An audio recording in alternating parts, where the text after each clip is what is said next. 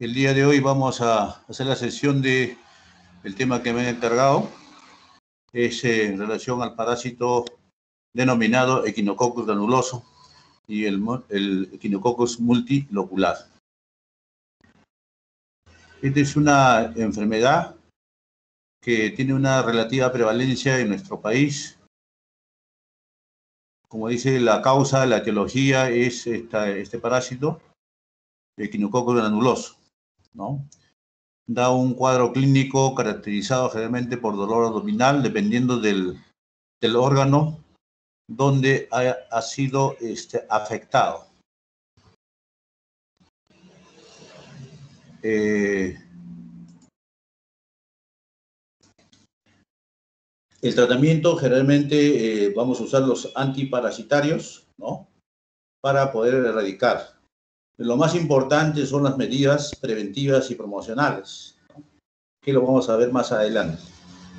En todo caso, esto es una patología que vamos a ver en varios países, donde en Sudamérica, en Norteamérica, en la parte también del África. Ok, entonces empezaremos con nuestra diapositiva, un poco viendo la parte historial de este parásito, ¿no? Allá por los años 1801, este investigador Dolphy le dio el nombre de equinococo, ¿no? A estos gusanos vesiculares granulosos antes, obviamente, en la observación, ¿no? Porque antes la investigación se dedicaba mucho a lo que es la observación, ¿no? Pero pudo un poco diferenciar este otro investigador que con nombre de Gossi, ¿no? En 1782. También reporta en Uruguay, ¿no? Que en 1937 se establece una relación entre hidatidosis animal y también la hidatidosis humana, ¿no? Este nombre de hidatidosis justamente se le da a toda esta enfermedad producida por este equinococo granuloso, ¿no? También se ha determinado que el perro, ¿no? El perro importado al Río de la Plata, en la parte de Argentina, por el primer adelantado, ¿no? Antes había pues los famosos adelantados, ¿no? Don Pedro de Mendoza, muy famoso en la parte de Paraguay, ¿no? En la parte sur, junto con el primer ganado que fue aniquilado por los indígenas, ¿no? Entonces, también extraído del viejo mundo, ¿no? Hay reportes también donde nos mencionan que en 1535 a 1601 en el Río de la Plata se pobló de bovinos, ¿no? Bovinos traídos de Brasil y también ovinos del Perú. El famoso merino, ¿no? La especie merina, unas ovejas muy importantes, ¿no? Para la exportación, ¿no? Grandes, que daban buena lana, ¿no? Para poder hacer los tejidos, fueron importados en estas zonas del Río de la Plata, ¿no? La infección del ser humano por el Echinococcus granuloso generalmente es accidental, ¿no? No necesariamente vamos a ver, pero uno cuando tiene la carne, ¿no? Puede observar, generalmente esta carne que está en la vaca, los bovinos, en los corderos, en los cerdos, podemos observar nosotros digamos, estos quistes, ¿no? El ser humano actúa de huésped intermediario en un ciclo vital que normalmente tiene lugar en otros animales, ¿no? Vamos a ver más adelante, en el ciclo vital, que generalmente pues los perros tienen que ver mucho en este Echinococcus granuloso, ¿no?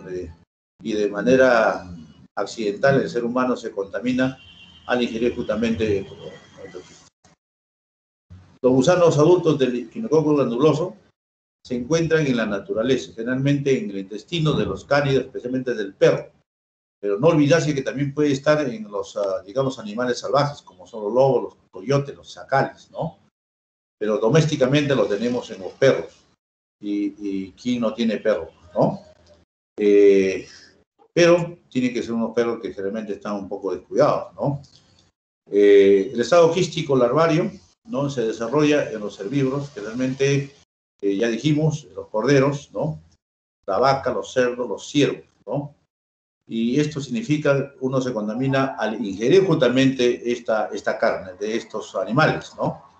Que no han pasado por un buen procesamiento, por una buena control, ¿no? de saneamiento, digamos, de la SENASA, en este caso del Perú, ¿no? Del Ministerio de Agricultura, ¿no?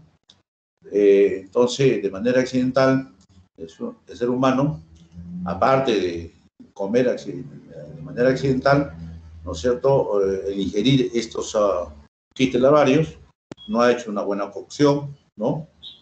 A veces uno va al restaurante y le pide a término medio, ¿no? Entonces no ha sido cocido bien. Y estos quistes larvarios realmente están ahí, ¿no? Entonces nos dan toda esta... Bien, acá en esta diapositiva vamos a observar nosotros, ¿no? Algunas cepas más, ¿no? Unas cepas más que vamos a ver dentro de lo que es el Echinococcus, ¿no? El Echinococcus, ¿no? El más importante, de importancia médica, es el granuloso, ¿no? El otro que también es importante y lo vamos a ver también es el multiloculares, ¿no? Algunas características de esto, ¿no? De estas especies, ¿no? De estas cepas. Vamos a ver que el Echinococcus granuloso, generalmente el huésped intermediario va a ser pues los ovinos, ¿no? En este caso tenemos los porcinos, los camellos, los caprinos, los macrópodos, ¿no? ¿Hace infección en el ser humano? Por supuesto que sí hace. Enfermedad en los humanos es la forma quística y en este caso el Echinococcus granuloso se denomina también unilocular, ¿no? El huésped definitivo, conocido a la cabeza, está el perro, ¿no? El zorro, el chacal, la hiena, el dingo, ¿no? También vamos a encontrar otras cepas, ¿no? La oveja de Tasmania, ¿no? También el búfalo, en este caso el ganado va a ser el búfalo. Ya dijimos los camellos, también en este caso los camellos, ¿no? En la parte del oriente. El cerdo, obviamente, también da este tipo de infección en el humano, ¿no? Y el cerdo, que es el genotipo G7, ¿no? Es la forma también unilocular quística, ¿no? El huésped definitivo siempre va a ser el perro, ¿no? A pesar de que el cerdo, que es otro animal, pero el definitivo es el perro, igual que en el camello también es el huésped definitivo, es el perro. En la oveja de Tasmania también, en este caso, es el zorro, ¿no? Hay que tener en cuenta estos huéspedes definitivos, ¿no? Mientras que el cervid, que el genotipo G8, G10, ¿no? En estos conocidos intermediarios de este animal denominados cervidos, ¿cuál es, no? El huésped definitivo es el perro lobo, ¿no? Que existe de manera salvaje, ¿no? También se ha visto también en el león, pero todavía no está muy claro, está en un proceso de investigación, ¿no? Y pues definitivo han encontrado que es el famoso león también, ¿no? También tenemos nosotros la otra especie, que es el Echinococcus, ¿no? Equines, ¿no? Del equino, ¿no? En este caso, del caballo, el genotipo G4, ¿no? Los huéspedes intermediarios van a ser el caballo y otros equinos, ¿no? Mientras que esto no nos da infección al ser humano, ¿no? Pero el huésped definitivo siempre va a ser el perro. Vean ustedes que varias de estas especies y estas cepas nos da enfermedad en el ser humano, ¿no? Tenemos también el Echinococcus ortepi, ¿no? Que se da también en los bovinos, genotipo G5. El huésped intermediario son las vacas, los vacunos, ¿no? Pero eso sí nos da enfermedad en los seres humanos, ¿no? Nos da también una enfermedad de tipo quística unilocular. El huésped definitivo es el perro, ¿no? El otro importante que sí lo vamos a tocar, lo vamos a ver, ¿no? Es el Echinococcus multiloculares, ¿no? Esta cepa tiene una variación bastante aislada. Vamos a ver acá el huésped intermediario, va a ser los roedores, ¿no? Los seres domésticos y salvajes, los perros, los monos, ¿no? También da infección al ser humano, ¿no? Que eso es importante, ¿ya? La enfermedad acá es una primera diferencia, ¿no? Va a dar, es de tipo alveolar y multivesicular. Lo vamos a ver más adelante, ¿no? El huésped definitivo de esto también es el zorro, el perro nuevamente, gato, lobo, mapache, los perros coyote, etcétera, ¿no? Y así vamos a ver también otros tipos de especies, como es el Echinococcus boghei, ¿no? Y el Echinococcus oligartrus, ¿no? Que están generalmente como huéspedes definitivos. En el oligartis es el felino salvaje, ¿no? Ahí tienen digamos, en la diapositiva también el lugar digamos, de la bibliografía, ¿no? Bien, entonces entremos de lleno ya a lo que es el Echinococcus granuloso. Vamos a ver, nosotros pertenece a una familia, a Platyhelminthos, ¿no? La clase Cestoda, una subclase, también que pertenece la Eucestoda, ¿no? Una orden de la Cyclopilidae, ¿no? A una familia de la Tenia, y el género se va a denominar Echinococcus, ¿no?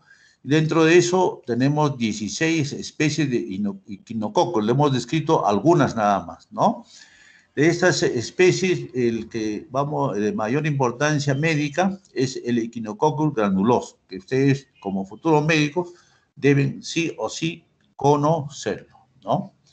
Entonces, vemos nosotros en esta imagen del lado izquierdo al gusano, ¿no? Con su escoles, ¿no? Su estróbila y obviamente sus proglótidas, ¿no? Que vamos a describirlo con mayor detalle, ¿no? En cuanto a su estructura, ¿no?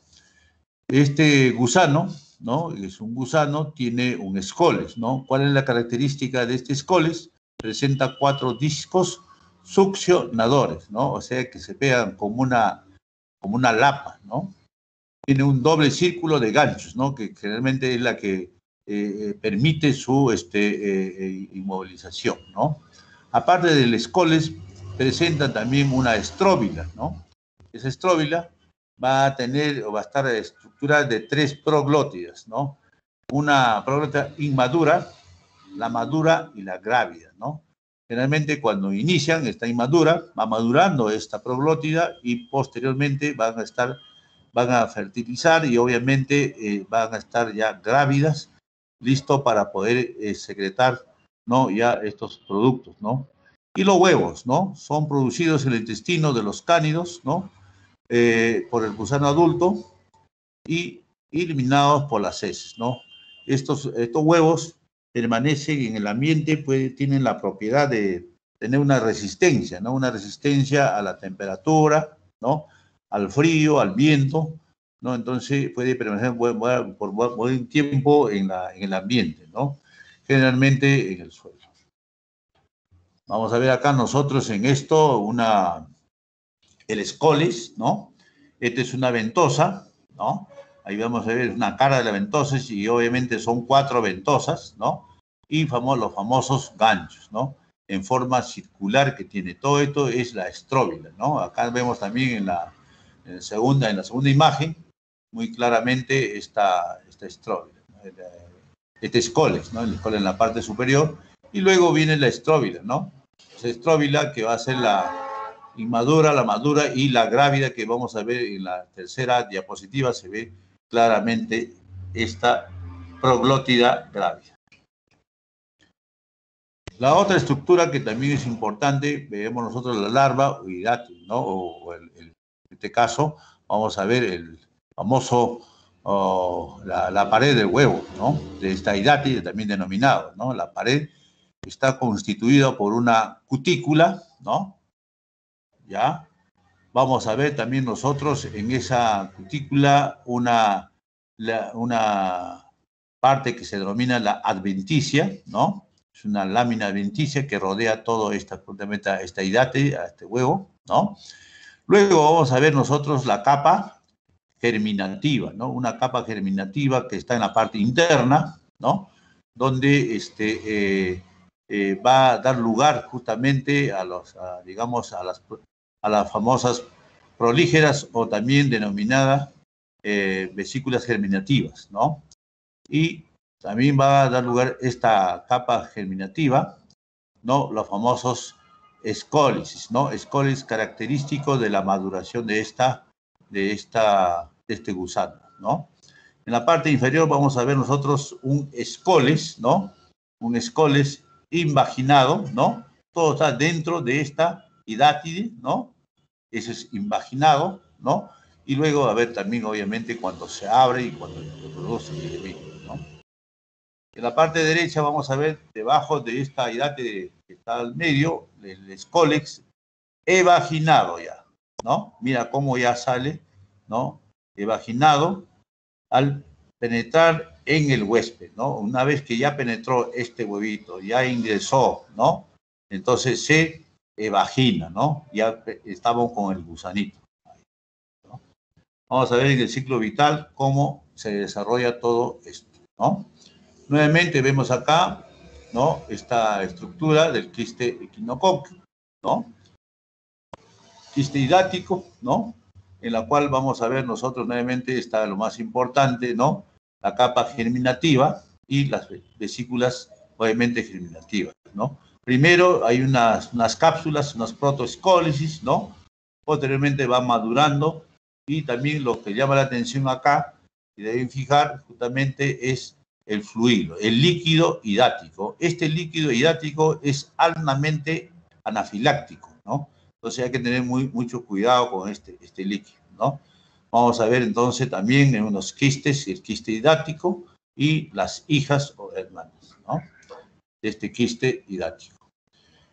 El contenido que mencionábamos nosotros anteriormente es el líquido hidatídico, ¿no? Que está dentro de esta hidátil, ¿no? Es un color incoloro. El 98% es ojo agua, ¿no? Por eso es líquido hidático, ¿no? Y tiene las propiedades, como les decía, de tipo antigénico, altamente anafiláctico, ¿no? Antes de digamos, de los procedimientos y el tratamiento de esta enfermedad de la hidatidosis, obviamente que era mortal cuando se producía este derrame o esta evasión de este líquido, ¿no? La suerte que los procedimientos tenían que ser muy cuidadosos, ¿no? Que lo vamos a ver, ¿no? Nuevamente, los elementos figurados que se observan en esta hidátide, vamos a ver las vesículas prolígeras, que ya lo mencionamos, ¿no? Acá están ¿no? Emergen de la capa germinativa, definitivamente, todo esto. Ahí está las vesículas prolígeras, ¿no? Los protoescólisis que vienen a ser dentro de esta vesícula prolígera, están las protoescólisis, ¿no? Los ganchitos que generalmente van ya iniciándose y las vesículas hijas, ¿no? Las vesículas hijas que también es característico del contenido de esta hidátide, ¿no? Entonces, pregunta de examen va a ser características justamente de esto, por qué se produce una anafilaxis en una hidatidosis, ¿no? El huevo, que vamos a ver nosotros del equinococo granuloso, tiene un tamaño de 30 a 40 micras, ¿no? La forma es esférica y elipsoide, ¿no? Gruesa, cubierta radiada. Tiene una cubierta radiada, que lo vamos a ver más adelante, ¿no? El contenido de este huevo, el embrión hexacanto o también denominado oncóspera, es lo mismo, ¿ya? Embrión hexacanto o oncóspera. Es muy resistente, ¿no? Y tiene una alta resistencia, como decía, al frío, ¿no? Al calor, al viento, es altamente resistente, ¿no? ¿Qué sucede entonces cuando uno ingiere el huevo, ¿no? Al ingerir el huevo, estos huevos obviamente pasa obviamente a su estado larvario, ¿no? Donde presenta ya los famosos ganchitos. 6 ganchitos que vienen a ser las encósferas, ¿no? Esta encósfera penetra en la pared intestinal, ¿no? Se evagina y pasa al torrente circulatorio o sanguíneo, ¿no? Generalmente, lo primero que va cuando todo que ingresa al tracto intestinal es absorbido por la vena porta, pasa al hígado, ¿no? El hígado es uno de los primeros, digamos, órganos que recibe justamente esta oncósfera, ¿no? Ahí se puede quedar esta oncósfera y dando lugar a una patología hepática, ¿no? Que también puede continuar su ruta, ¿no? Por el sistema circulatorio, ¿no? A los pulmones, al sistema nervioso central, a los huesos, ¿no? Y también al mismo tracto intestinal, ¿no? Puede llegar también, ¿no? Etcétera, ¿no? En las vísceras de los herbívoros, obviamente, sucede el mismo ciclo, ¿no? Cuando muere un herbívoro, o sea, un animal, ¿no? Como consecuencia del ataque que puede ser de un perro, ingiere quistes que producen gusano adulto, ¿no? Siempre y cuando está contaminado, por supuesto, ¿no? Este gusano adulto, en el sentido del depredador, con la que el ciclo se completa, ¿no? O sea, que el huésped definitivo, ya sabemos que es los perros, ¿no? Los zorros, ¿no? Etcétera, ¿no? Esos son donde se completa el ciclo de la vital de este equinococo granuloso, ¿no? Y se reinicia la producción de los huevos, por supuesto, ¿no? Entonces, esto tenemos que tener en consideración, ¿no? Entonces, en el ser humano las larvas forman un quiste, ¿no? Hidático unilocular, ¿no? Esto, su característica es porque está rodeado de una membrana germinativa laminada, ¿no? Se localizó en el hígado, entonces ahí se localizó. Esta membrana da lugar a sus estructuras en su pared llamadas vesículas prolígeras, ¿no? Este quiste hidatídico, ya estando localizado en el hígado o el pulmón, en el lugar que esté, entonces ya esta capa germinativa da lugar a estas vesículas prolígeras, ¿no? En la que se desarrollan las cabezas que vienen a ser las protoescólisis de los gusanos, ¿no? Estas vesículas madre pueden originarse vesículas hijas que también producen protoescólisis y cápsulas hijas, ¿no? Los quistes progenitores y los quistes formadores, a partir de aquellos, acumulan el líquido a medida que van creciendo, ¿no? El crecimiento en el órgano es lento, puede durar de meses a años, ¿no? En consecuencia, también la cantidad de líquido que va a tener es poco a poco, ¿no? Acuérdense que este líquido es altamente, digamos, anafiláctico, ¿no? Ya nuevamente acá confirmamos, es potencialmente tóxico este líquido, dando lugar a un shock anafiláctico y posteriormente puede llegar a la muerte, ¿no? Si no tenemos a la mano digamos, los equipos de reanimación, ¿no?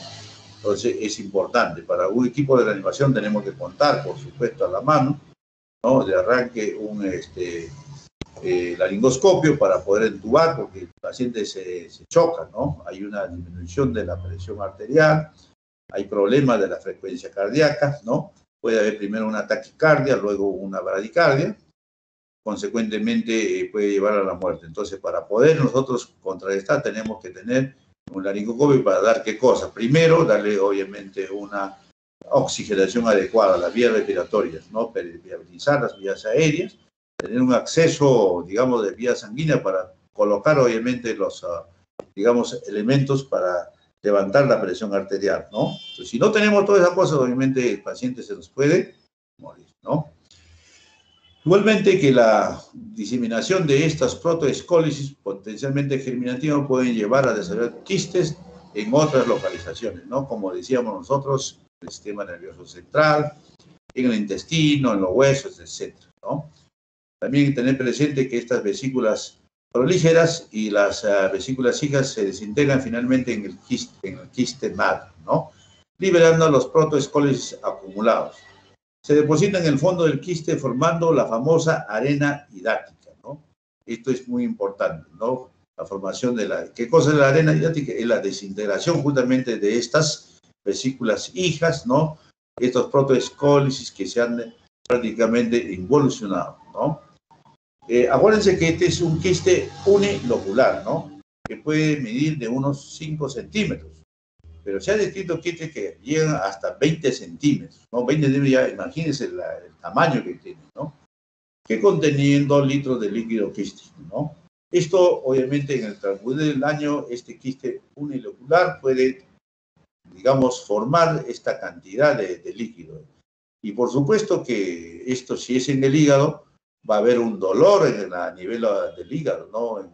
mitocondrio derecho, un dolor importante. ¿Por qué? Porque obviamente está presionando justamente a la cápsula de Gleason, ¿no? Entonces, esta cápsula obviamente va a dar lugar, ¿no? Este es un dolor abdominal de tipo peritoneal, ¿no? Entonces, el dolor se va a localizar ahí, ¿no? En el órgano que está afectado, entonces el dolor abdominal también se localiza, ¿no? El quiste se puede destruir y acabar calcificando, obviamente, ¿no? Y obviamente ahora que tenemos los antiparasitarios, lo que va a hacer se calcifican y obviamente involucionan, ¿no? Formando un grano. Actualmente o hace un buen tiempo también hay la intervención quirúrgica, ¿no? Para poder retirar, pero si son varios quistes, la tristeza, ¿no? ¿Por qué? Porque el cirujano se va a enfrentar a varios quistes, ¿no? En la experiencia, obviamente, de los cirujanos cuando ingresan y son varios, ya la situación es complicada. Pero para eso tenemos el apoyo de poder confirmar cuántos quistes son, ¿no? A la cabeza tenemos la ecografía, es un buen método, ¿no? De apoyo diagnóstico, un complemento para hacer el diagnóstico, ¿no? Si son un par de quistes, se puede hacer la intervención, de lo contrario, solamente el tratamiento médico o paliativo. Y vamos a ver más adelante en el tema del tratamiento qué es lo que podemos hacer en cada caso, ¿no? Entonces, acuérdense, mire que puede medir desde unos pocos milímetros, poco a poco, a 5 centímetros, y llegar hasta 20 centímetros, ¿no? Generalmente estos pacientes son los que están ingiriendo carnes de mala procedencia, ¿no? Que no han pasado por un proceso de chequeo, ¿no? De una supervisión, ¿no? Carnes de repente a la parrilla y mal cocidas, ¿no? Que no han eliminado justamente estos quistes, ¿no? Estos quistes, sin embargo, son, digamos, pasibles, ¿no? Se pueden eliminar con una buena cocción, ¿no? Veamos más adelante también en la parte de lo que corresponde al cuadro, ¿no? Aquí vamos a ver nosotros, ¿no? Justamente digamos, el ciclo vital, ¿no? De este Echinococcus granuloso, ¿no? Decíamos nosotros que el huésped definitivo es el perro, ¿no? Donde se completa justamente, ¿no? Digamos, el ciclo vital del Echinococcus granuloso, ¿no? Sin embargo, el ser humano, ¿cómo se contamina? De manera, al ingerir, ¿no? Estas carnes que pueden ser, ¿no? De los vacunos, de las ovejas, ¿no? Generalmente, ¿no? De los cerdos, de los vacunos, de las vacas, etcétera, ¿no? Que están conteniendo justamente este huevo, ¿no? Este huevo embrionado, ¿no? Que accidentalmente se ha comido y lamentablemente este animal, este vacuno ha ingerido y nosotros lo ingerimos de esa manera, ¿no? Al ingerir entonces, ingerimos también esta oncósfera, ¿no? Quiste hidatídico en el hígado, que se puede localizar en el hígado, en los pulmones, ¿no? Generalmente, ¿no? Y luego, posteriormente, puede diseminarse a otras partes de la economía del cuerpo humano, ¿no? Entonces, luego el perro, igualmente, al ingerir, digamos, generalmente las menudencias, ¿no? Que son las tripas, ¿no? El hígado, etcétera, de este vacuno, ¿no? Ingieren también, pues, justamente el quiste hidatídico, ¿no? En las vísceras, ¿no? Hacen su quiste, ingresa a su intestino, y en el intestino, obviamente, este quiste egresa, ¿no? Y la ingestión de un solo escólice evaginado va a dar lugar a este adulto en el intestino delgado, ¿no? Una vez que esté en el intestino delgado, obviamente este adulto va a secretar los huevos nuevamente embrionados en las heces, ¿no? Y así se va cerrando el círculo. Entonces, tenemos nosotros que cortar ese círculo, ¿no? Estos animales, estos cánidos que generalmente están alrededor de los mataderos, ¿no? Vale decir, de los camales de hierbateros, del Callao, de Huaral, de Lurín, ahí donde tenemos que tener cuidado, ¿no? Entonces, tener una supervisión muy eficiente a ese nivel, ¿no? Para evitar que estos animales se estén contaminando, ¿no? Y contribuyendo a que se cierre su ciclo vital del Echinococcus granuloso, ¿no? Entonces, yo creo que SENASA cada vez está más exigente, ¿no? Tenemos las carnes importadas que vienen a los moles, ¿no? Entonces, eso garantiza de que, obviamente, no tengamos este gusano, ¿no? La congelación es muy buena también, vamos a ver más adelante, que también puede neutralizar justamente la progresión de este gusano, ¿no? Acá nuevamente, esta es otra diapositiva que vemos importante, el ser humano, la oveja, y más adelante vamos a ver nosotros aquí al perrito, ¿no? Ese famoso perrito que es la causante de nuestros males, ¿no? Este ciclo es un poco más amplio en cuanto, aparte de la oveja, tenemos los animales salvajes, como es los zorros, ¿no? Que también intervienen de manera accidental, ¿no? Pero nosotros tenemos que tenerlo muy en cuenta, ¿no? Tenemos varias maneras de poder identificar justamente este quiste hidático y al ingerir esta carne contaminada por el gusano, ¿no? Vamos a ver un poquito de lo que es la epidemiología, ¿no? ¿Ya? Esto está muy relacionado a la cría de ganados, ¿no? Como ya lo habíamos mencionado. Generalmente de los ovinos, denominados también ovejas o carneros, en muchos países de Sudamérica, ¿no? Europa, África Oriental, etcétera, ¿no? Sudamérica está el Perú, ¿no? Obviamente también algunas regiones más importantes en el Perú, ¿no? Como también en Argentina, Uruguay, ¿no? En las zonas ganaderas, ¿no? Brasil, ¿no? Que también es zona ganadera, ¿no? La infección humana es consecuencia del agua o vegetación contaminada, ¿no? Realmente como estos huevitos están, ¿no? Ahí, entonces la manera de cómo se contamina el ganado es al ingerir, ¿no? En estos pastizales, ¿no? Y la otra manera también es mano-boca por las heces de los cánidos que contengan huevos viables, ¿no? Entonces, esto hay que tener muy en cuenta, ¿no? Tanto los animales como los perros tenemos que supervisarlos, ¿no? En América del Sur, los países altamente endémicos, como decía, es Brasil, Argentina. En Brasil, la región del Río Grande do Sul, ¿no? Que es la parte sur de Brasil, ¿no? Donde actualmente está justamente con la limítrofe con Paraguay, ¿no? Argentina, ¿no? También en Chile, Perú y Uruguay. En el Perú, los focos hidatídicos, ¿no? Donde hay estudios de prevalencia, ¿no? Se encuentra en la Sierra Central, ¿no? Que tenemos nosotros, Junín, Pasco, ¿no?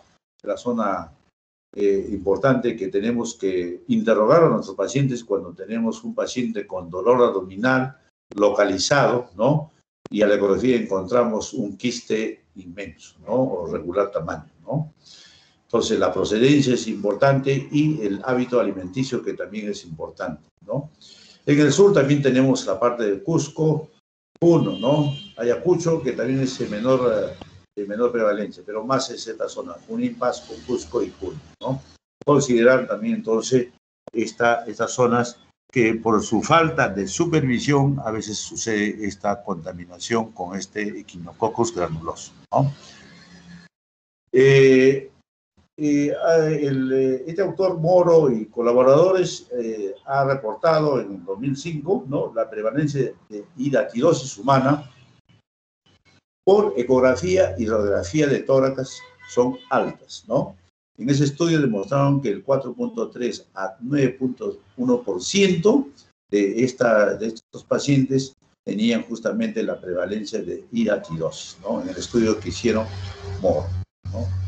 Estudio que también realizó en la zona de Pasco, ¿no?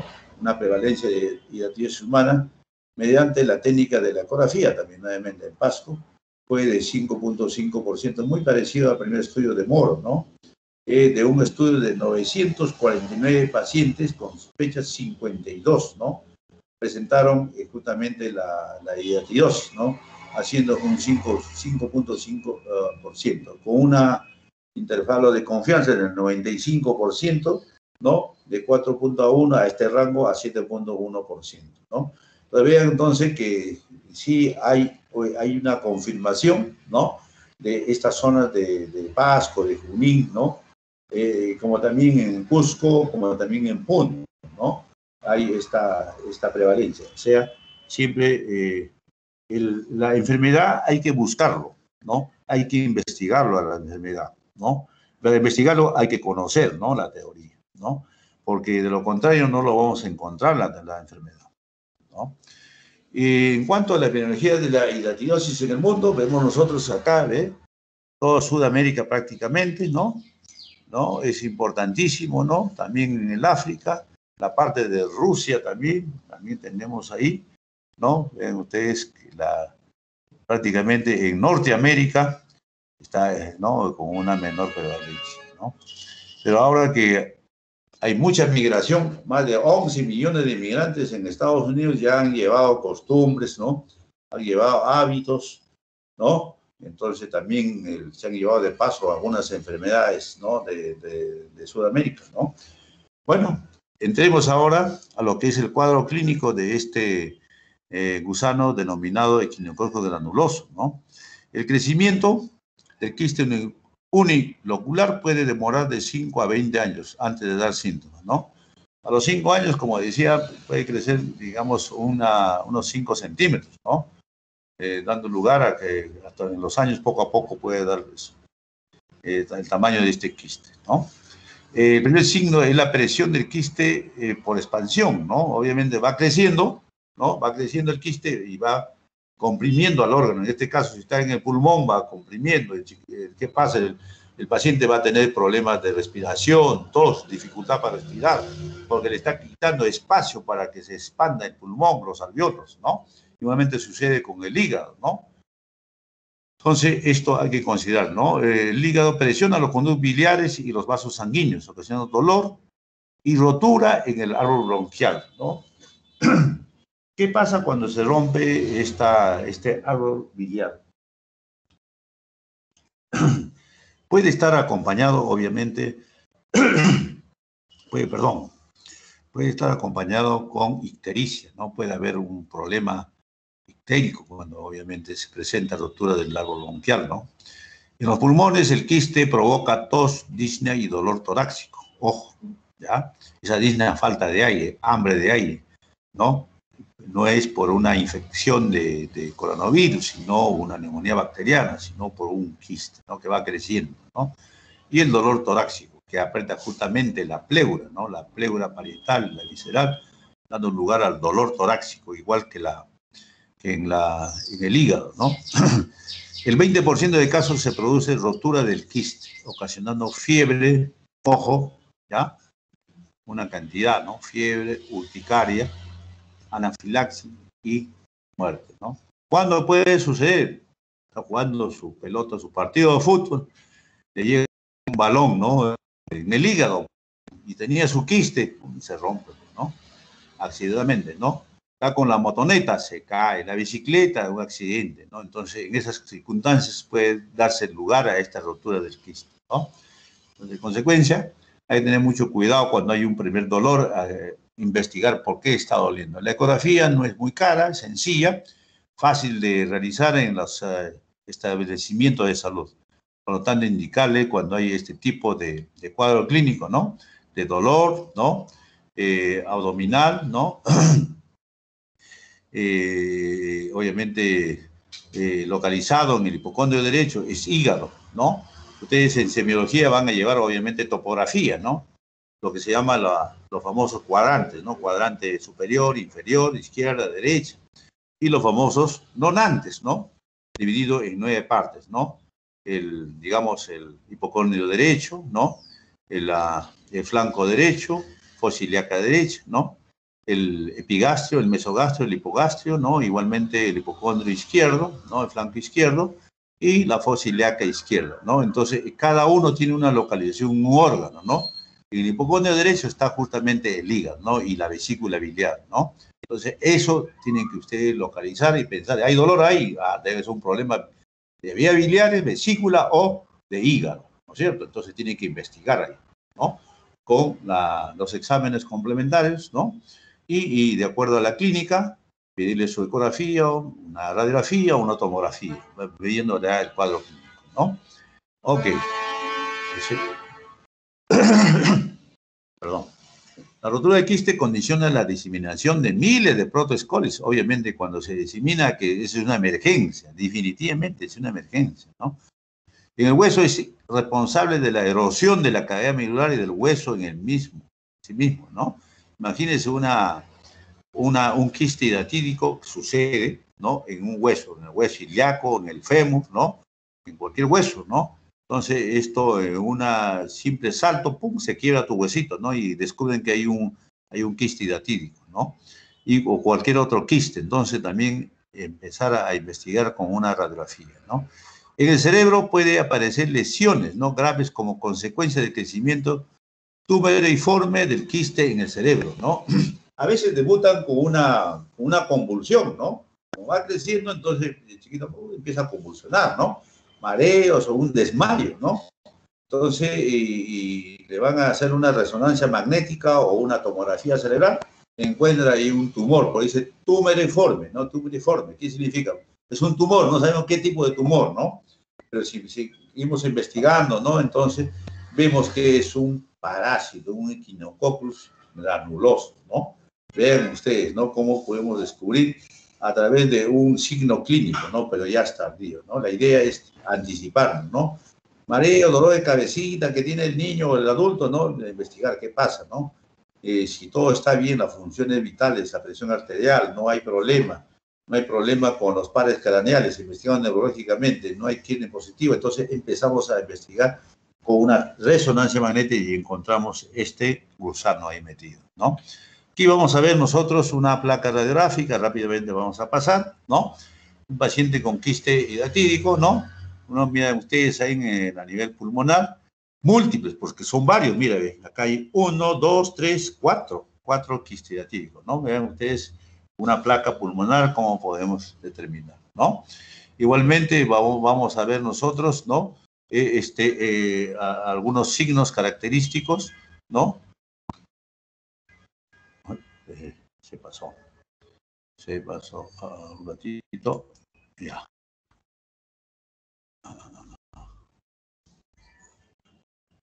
Ya, la figura del signo del camalote, un quiste, ven ustedes acá, el signo del camalote es como dentro del mismo quiste, el líquido se observa acá claramente y acá está el famoso signo del camalote, ¿no? Esta es una radiografía lateral, por si acaso, ¿ya? Esta es una radiografía lateral que podemos nosotros determinar, ¿no?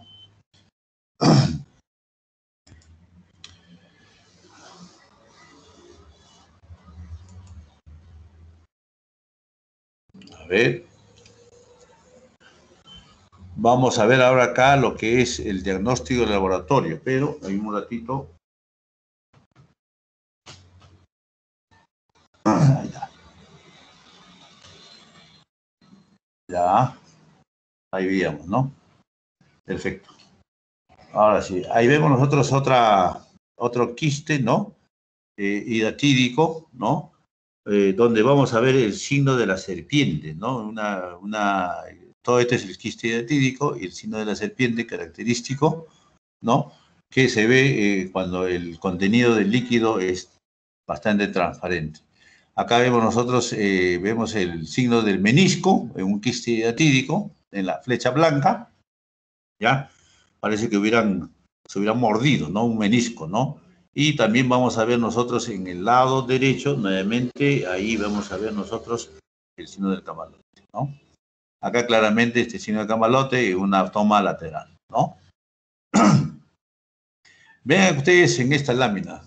Eso es lo que se observa en la carne en las vísceras de estos vacunos que a veces uno ingiere, ¿no? Y a veces ahora está de moda los ambulantes, y a veces dan las famosas fritanguitas, ¿no? Al paso y tenemos que identificar esto. Mira, acá hay varias químicas, ¿no? Que lo que tenemos que identificar y no comer definitivamente esto, ¿no? ¿Ya? El diagnóstico de laboratorio también nos va a ayudar a poder confirmar nosotros que estamos frente a una hidatidosis por equinococo granuloso, ¿no?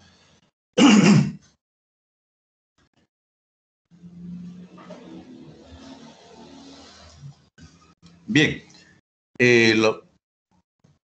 tenemos que considerar el diagnóstico clínico primero. Siempre la unidad clínica prima en todo diagnóstico, en toda investigación de un paciente, prima el diagnóstico clínico, ¿no? Para el diagnóstico clínico está la anamnesis, el interrogatorio, ¿no? Digamos, la procedencia, la cadena epidemiológica, ¿no?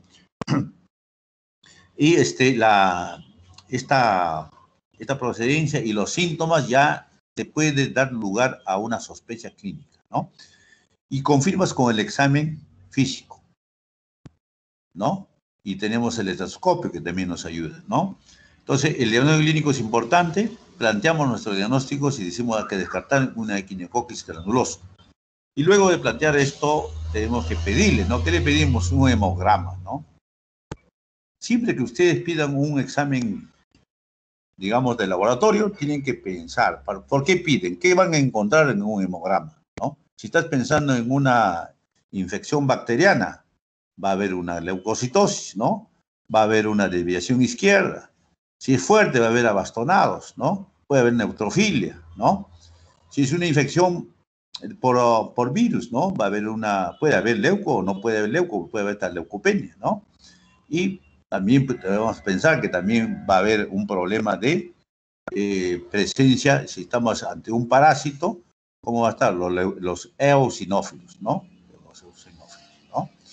Entonces, en el caso de nuestra sospecha clínica de un equinococcus, ¿no? Lo que siempre vamos a ver, nosotros buscar una eosinofilia leve puede haber, ¿no? ¿Puede haber leucopenia? Sí, sí o no. Y trombocitopenia, inespecífico. No nos puede determinar que estamos frente a una sospecha de equinococo granuloso. En consecuencia, un hemograma nos ayuda, relativo es el ayuda en exámenes auxiliares para hidatidosis, ¿no? Pero nos puede dar idea de las otras series, cómo se está comportando, ¿no? Mientras que sí, el diagnóstico de imágenes radiológicos, ecográficos y tomográficos, definitivamente eso nos ayuda bastante, ¿no? Es un quiste. Ya, perfecto. ¿Qué tipo de quiste? Ahí nos toca ya investigar qué tipo de quiste. Entonces, acá en una sospecha clínica para hidatidosis, pedir siempre, no olvidarse, radiografías o ecografías, ¿ya? También tenemos las pruebas serológicas, ¿no? Pueden ser útiles, pero los resultados son negativos, ¿no? En el 10% al 40%. Es alto, imagínate, ¿no? De las infecciones. Tú le pides una S, ¿no? S para buscar de repente por ahí, ¿no? Un quiste, ¿no? Y no encuentras, pues bajísimo, ¿no? Tenemos también la parte serológica, ¿no? La ELISA, anticuerpos. Para poblaciones, obviamente, no sintomáticas, podemos emplear esto también, ¿no? De la ELISA para equinococo granuloso, ¿no? Nuevamente acá el hemograma, vamos a encontrar, como decía, eosinofilia, 10% nomás de casos, es bajo, ¿no? No nos ayuda mucho, pero algo es algo, ¿no? Inmunológicamente, dijimos también, la ELISA, ¿no? Serológico para determinar la inmunoglobulina G para este parásito, ¿no? Hemaglutinación indirecta también podemos utilizar, ¿no? La doble difusión y el Western blot para equinococo granuloso también se puede utilizar exámenes de sangre, ¿no? En lo parasitológico vamos a observar, obviamente, ¿qué cosa vamos a observar nosotros, no? Ojo, en el parasitológico vamos a buscar, ¿qué cosa? Membranas, ¿no? Las membranas, ¿no? La membrana germinativa, la cutícula, tenemos que buscar, las vesículas hijas, los escólices o ganchitos que son eliminados, ¿no? Por las heces podemos nosotros identificar eso, ¿no? Y ojo que también la arenilla hidratídica también podemos nosotros determinar. Si tenemos la arenilla hidratídica, podemos hacer una centrifugación, ¿no? Vamos a ver los ganchitos, los protoescólices invaginados, los protoescólices evaginados y obviamente la arenilla, ¿no? Entonces también, pero como digo, es bastante bajo, obviamente, y laborioso, ¿no? Este examen de parasitológico, ¿no? Mientras que en la ecografía sí es mucho más, ya lo han incluso clasificado, ¿no? Vamos a ver esta clasificación que los radiólogos ya han determinado quiste por equinococos, ¿no? vean ustedes, ¿no? Una lesión quística al inicio, ¿no? Ecográficamente van a encontrar, pero también pueden encontrar en la forma activa, ¿no? En la segunda imagen, en la tercera, también ya en forma de panal, ¿no? En panal. Y luego, obviamente, en la forma inactiva, y van a ver ustedes el quiste ya está, como dice, en la forma involutiva, ¿no? Entonces, la ecografía nos ayuda bastante, incluso para la clasificación y también para el tratamiento, ¿no? Tomográficamente también vamos a ver nosotros, vean ustedes cómo está este quiste hidratídico. Muestra un quiste multilocular en el hígado de un paciente con enfermedad hidratídica, ¿no? En el lado derecho vamos a ver varias, ¿no? Digamos, lóbulos que, digamos, o es multilocular, ¿no? No es uno solo, ¿no? Este hígado está tomado, ¿no? Bien, el tratamiento es cirugía radical o no radical, conservatorio, ¿no? Generalmente se hace al aspirar el contenido de quiste para eliminar todo el líquido y la arenilla, ¿no? Posteriormente se aplica formalina para matar y detoxificar el líquido remanente, ¿no? Entonces ya está la cirugía es un poco más fina, ¿no? Finalmente se hace una hemolía, una erradicación formando una bolsa marsupial y se sutura. O sea, toda la adventicia, la cutícula, todo se saca de manera, ¿no? Formando, todo eso se saca muy cuidadosamente y se hace una bolsa marsupial, ¿no? O sea, se cierra todo ese espacio, se sutura, ¿no? También ya estamos en el tratamiento con altas dosis de albendazol, mebendazol o praziquantel. El albendazol, ¿no? Un antiparasitario muy bueno, tiene efectividad contra el equinococcus, 10 miligramos por kilo, una sola toma. Desayuna por 4 ciclos de 30 días cada uno, ¿no? Controles hematológicos y serológicos es interesante para continuar, ¿no? Siempre y cuando ahora la OMS está ya determinando, ¿no? El tratamiento para equinocosis, ¿no? En los diferentes estadios. Y ven acá los estadios, etapas de acuerdo a la OMS, tiene 6 etapas, ¿no? La forma activa, y la transicional y las inactivas, ¿no? El tamaño del quiste también se mide en la primera parte, menos de 5 y mayor de 5 centímetros, ¿no? Y en la parte de la inactiva, obviamente no se determina el tamaño. El tratamiento ahí podemos hacer, ¿no? Obviamente, también utilizan albendazol solo, ¿no? O albendazol asociado a la parte quirúrgica, ¿no? Podemos hacer también lo que se llama el cateterismo modificado, ¿no? Esto lo hacen los cirujanos, por supuesto, ¿no? Pero ven ustedes que ahí siempre está el albendazol con el cateterismo modificado o cirugía, ¿no? En la parte transicional, albendazol solo o albendazol más par. Y igualmente en la segunda etapa de transicional, albendazol más cateterismo modificado, ¿no? O cirugía. Y ya cuando es inactivo, obviamente observación nada más, ¿no? O ya se está calcificando, se está granulando, ya no hay necesidad, ¿no? Salvo que haya un compromiso hepático de funcionabilidad, habría que hacer una intervención, ¿no? La prevención y control, importantísimo, es la higiene personal adecuada, lavado de manos, de utensilios de cocina y de donde hay perros, ¿no? Los perros tenemos que, digamos, tenerlo muy sanos, ¿no? Darle siempre los antiparasitarios a los perros, ¿no?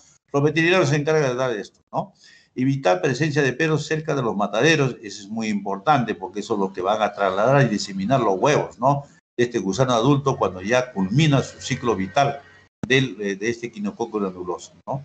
Evitar darles vísceras de animales sacrificados, eso es muy importante, ¿no? En Estados Unidos no comen las vísceras, lo eliminan, ¿no? Pero acá en el Perú sí comemos nuestros anticuchos, nuestros ¿cómo se llama? Nuestros rash, etcétera, etcétera, ¿no? Formación acerca de transmisión de la infección y el papel de los cánidos en el ciclo vital del sexo, ¿no? Esto tenemos que seguir educando, ¿no? La importancia que tiene en el ciclo vital de los perros y la ingesta justamente de estos animales, ¿no? Digamos, de la carne poco cocida, ¿no? Tenemos que ver esto, ¿ya? No olvidarse que estos son, digamos, hospederos intermediarios, ¿no? Y en definitivo es el perro. Esto es lo que no debemos realizar, ¿no? darle las vísceras a estos cánidos, ¿no? En este caso al perrito, que a veces dice que por compasión le damos, ¿no? Pero tenemos que tener en cuenta nosotros la importancia de que puede estar transmitiendo alguna enfermedad, ¿no? En todo caso, a nuestras mascotas debemos siempre darle la oportunidad de visitar al veterinario y siempre darle antiparasitario, cada 6 meses, ¿no? Ojo, vamos a ver ahora Echinococcus multilocularis, ¿no? ¿Cuál es la estructura de esto, no? Se encuentra principalmente en los zorros y los lobos, ¿no? Como también en perros y los gatos de las granjas, ojo, ¿no? Pero más es en los animales salvajes, ¿no? Los huéspedes intermediarios que albergan el quiste son los roedores, ojo, ratones, ¿no? Ratas de agua y desagüe, etcétera, ¿no? Ojo, algo pasa, ¿ya? El ser humano se infecta con quiste por contacto con heces de zorros, perros o gatos contaminados con huevos, definitivamente, ¿no? La persona que trabaja con pieles, curtiembre, puede infectarse con el polvo fecal que contengan huevos, ¿no? Accidentalmente también, ¿no? Los que trabajan en curtiembre de estos animales a veces accidentalmente se pueden contaminar, ¿no? Los huevos ingeridos eclosionan en el intestino para liberar la oncósfera nuevamente.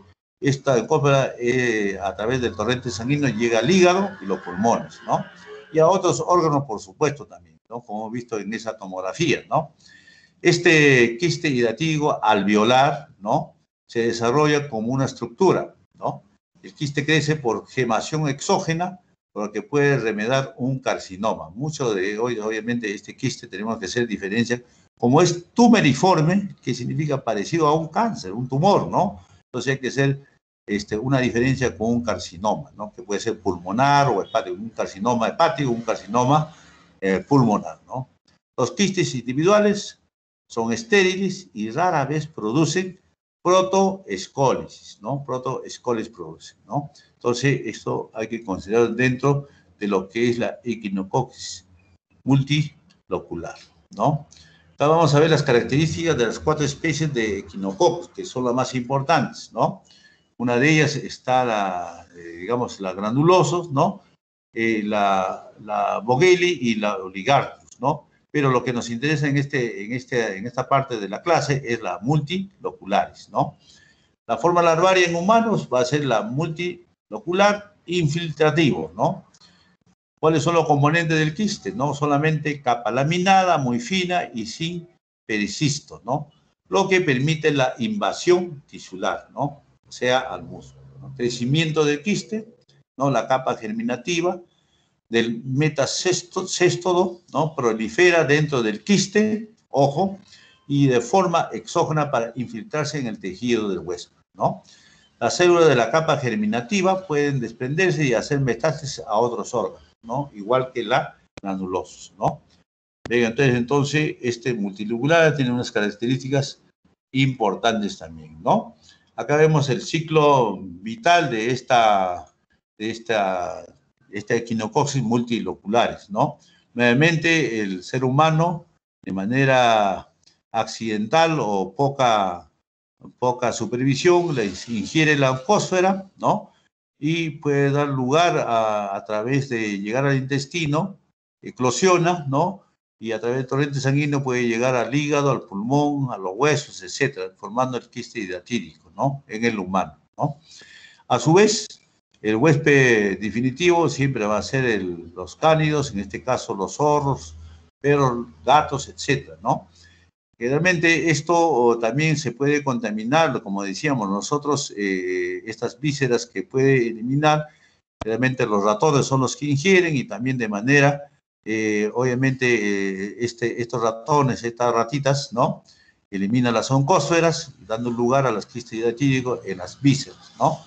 Y los perros pues ingieren nuevamente y da lugar a que esto se cierre el círculo en el perro, en el zorro, dentro del intestino delgado de estos animales, dando lugar nuevamente a los huevos embrionados en las heces y el ciclo vital continúa, ¿no?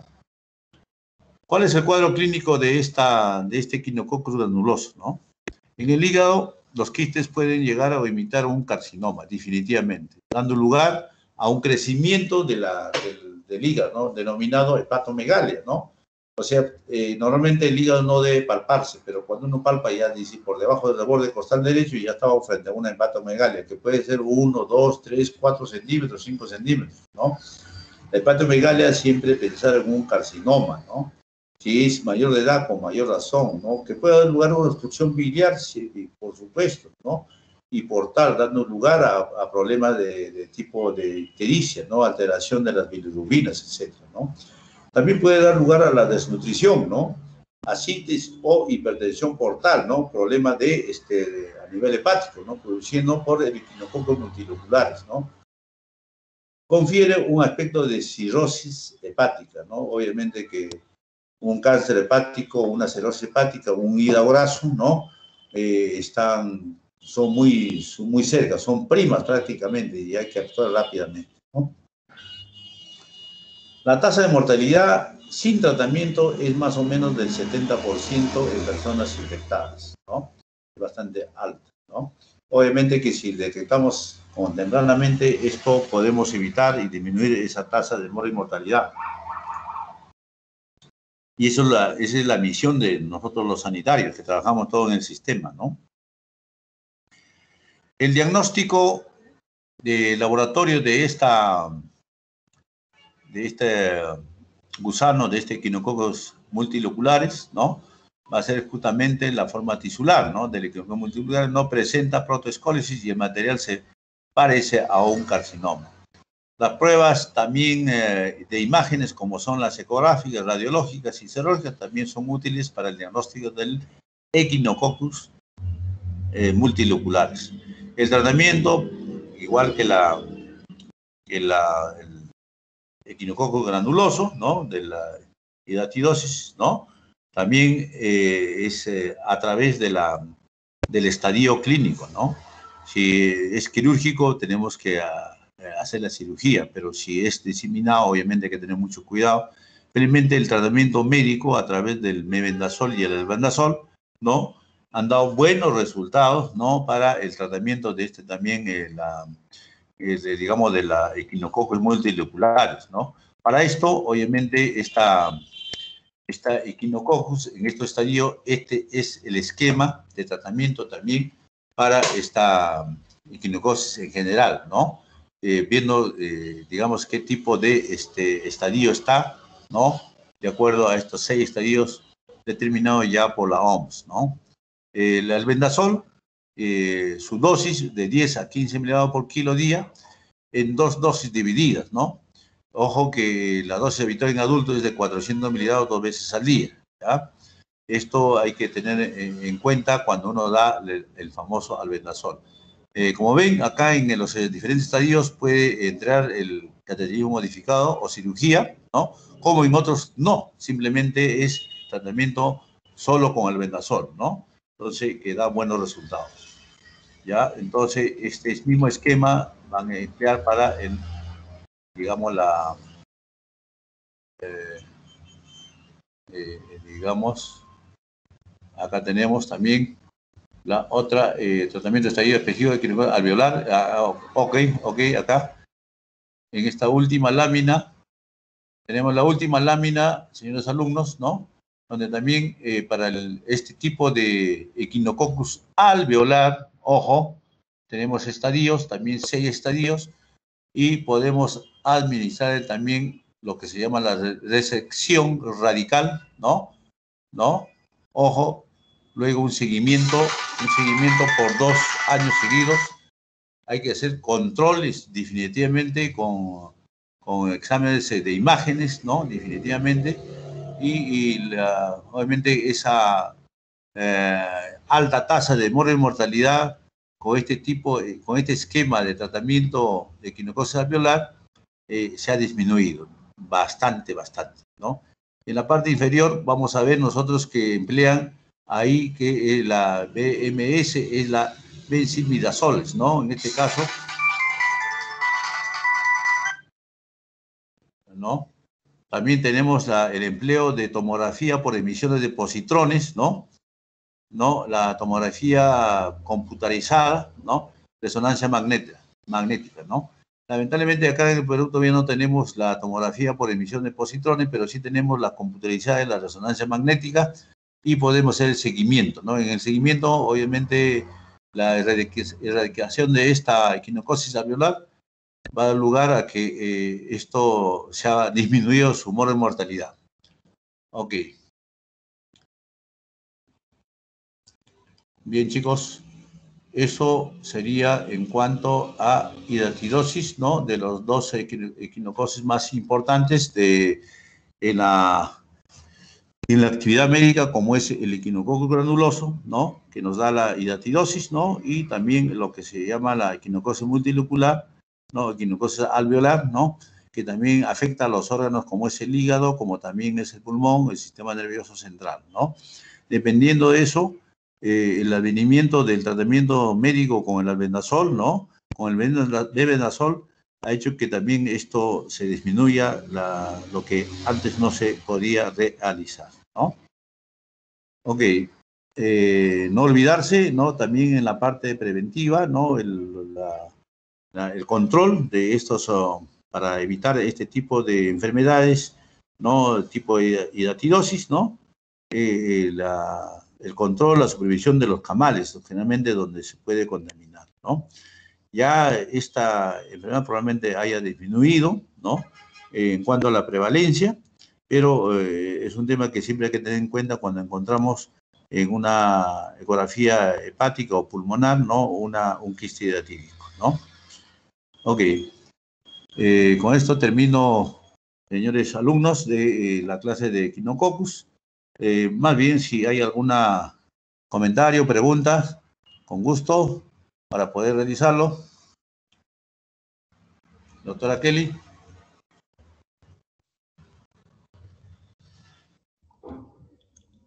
Doctor, ¿verdad? Antes de que nos olvidemos, ¿podría descargar la lista de asistencia? Ok. La asistencia está acá, ¿no? Vamos a ver. Descargar ya. Doctor, una consulta. ¿Por qué no se puede hacer un control con ultrasonido nada más? Se puede, hijito. Va a depender del estadio. El ultrasonido es el más empleado actualmente. Y más aún, cuando ustedes están en serums, cuando sean medios generales, estén haciendo su serum en Junín, en Cusco, o en Cerro de Pasco, ustedes van a tener a la mano, obviamente, un ecógrafo, ¿no? Van a tener una radiografía. Lo que no van a tener es una resonancia, no van a tener de repente una tomografía. Se puede hacer el seguimiento nada más con ecografía, doctor. Sí se puede. Kelly, descargado. Ya, doctor. ¿A dónde lo envío eso, Kelly?